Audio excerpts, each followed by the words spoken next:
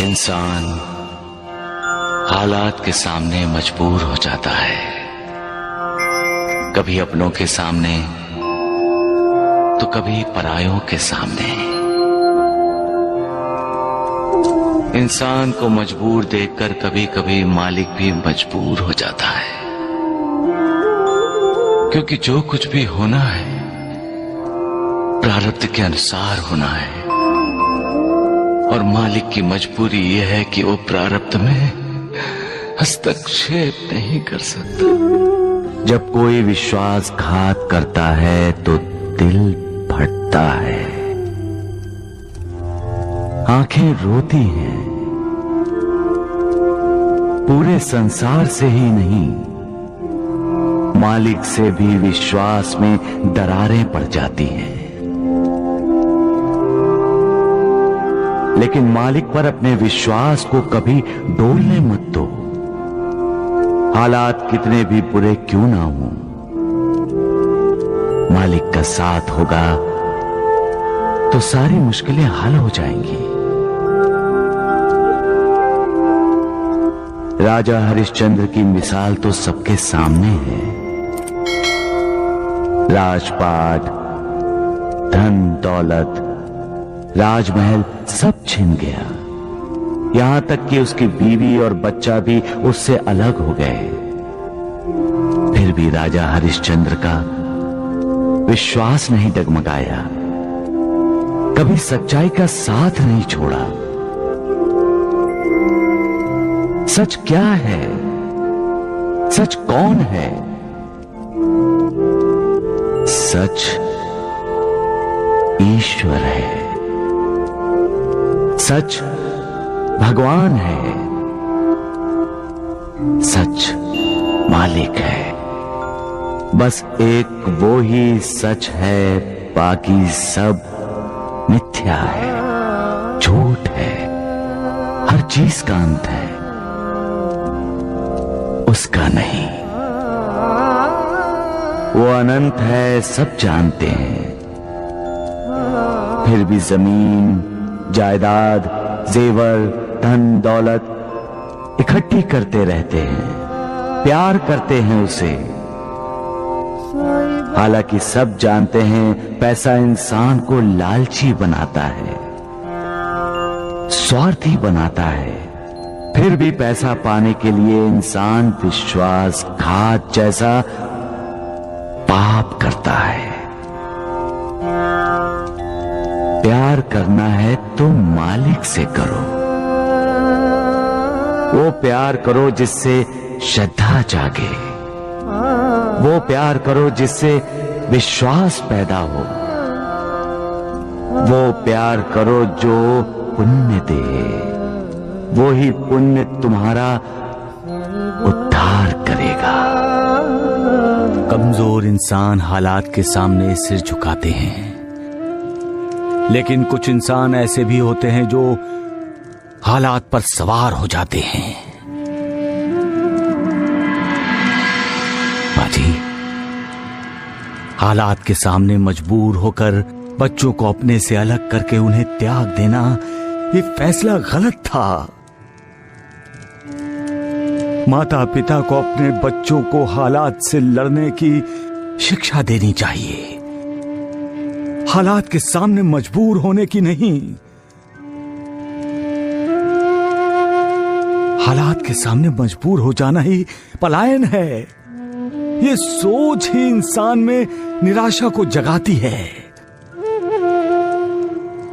आपके बेटे और बहू ने बच्चों को त्याग देने का फैसला लेकर अपने बच्चों को कौन से संस्कार दिए मां जी? मां जी, हर इंसान की जिंदगी में बुरे दिन आते हैं। जिंदगी बसंत बहार नहीं है। यहां रोशनी है तो साथ में अंधेरा भी, यहां उदय भी है और यहां अस्त भी। यहां दुख भी होते हैं और सुख भी। यहां कुदरती सूखा पड़ता है तो सूखी भावनाओं का भी पड़ता है अकाल। माझी अकाल पड़ना एक कुदरती व्यवस्था है जो इन सब का सामना करता है, मालिक उसका साथ देता है। जो हालात को मात देने की कोशिश करता है, मालिक की कृपा उसी को ही मिलती है। उसको नहीं माजी जो हालात से भागता है। हालात के लिए मालिक को दोष देता है, मालिक की कृपा उसको नहीं मिलती है माजी। जो इंसान अपने आप को नहीं ढूंढता वो दूसरों को कैसे ढूंढ पाएगा? जो अपने आप को नहीं ढूंढ सकता यानी अपने आप को जानना, अपने अंदर की आत्मा का दर्शन करना, अपने अंदर ज्ञान का जो प्रकाश है उससे अपना जीवन प्रकाशित करना। जब अपना जीवन प्रकाशित हो जाए तब दूसरों की खोज आसानी से की जा सकती है। कोई मिसाल दे सकते हो तुम? एक तपस्वी साधु का शिष्य था।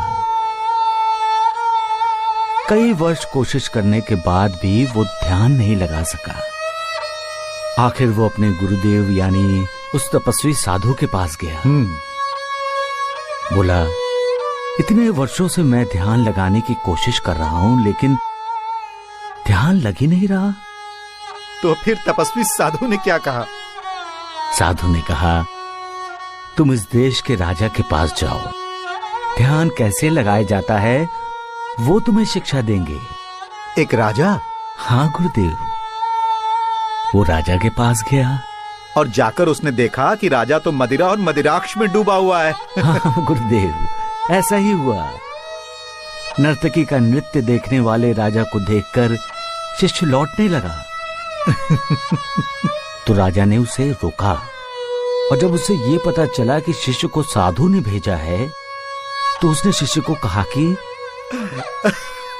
अब आए हो तो हमें आतिथ्य सत्कार का अवसर दो, यही? बिल्कुल ऐसा ही हुआ गुरुदेव। आराम शिष्य ने कभी देखा नहीं था।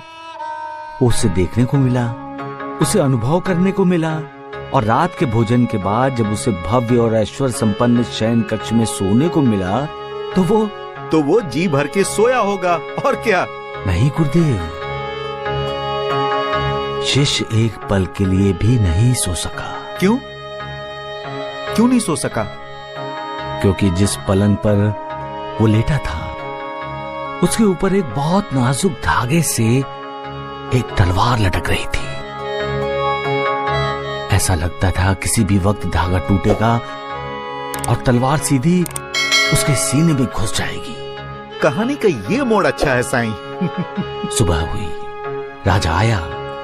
उसने विनम्रता से पूछा, महात्मन आपको नींद तो ठीक से आई ना?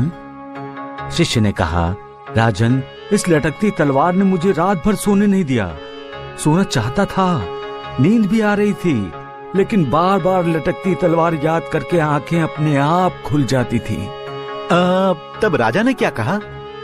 राजा ने कहा, मान्यवर ध्यान ऐसे ही किया जाता है। ध्यान करने के लिए आंखें बंद करके पद्मासन लगाकर बैठना ही आवश्यक नहीं है।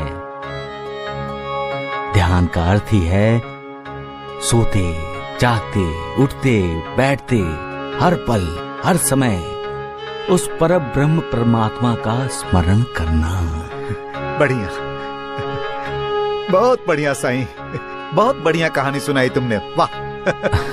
गुरुदेव, जब हम ध्यान लगाते हैं तब हमें हमारे अंदर की आत्मा के दिव्य दर्शन होते हैं और आत्मा के दिव्य प्रकाश में ही हमें उस निर्विकार के दर्शन हो जाते हैं। इसलिए कहते हैं कि पहले अपने आप को खोजो।